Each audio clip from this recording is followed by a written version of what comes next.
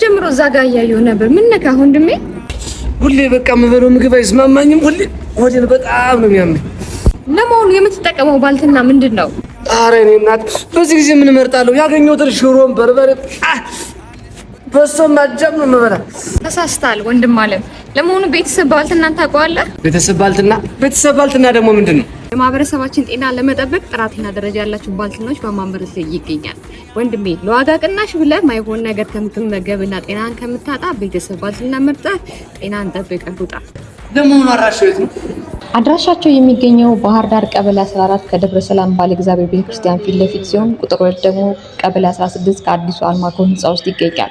ቁጥር 3 አባይ ማዶ ከኮብል ቅጥር ግቢ ውስጥ ይገኛል። እናት አባት ሰምቶት ቀን ተቆርጦ አባወራነት ተረጋግጦ አጎት አክስቶችሽ ተሰብስበው መልሳቸውን ነግረውኝ አስበው እሺ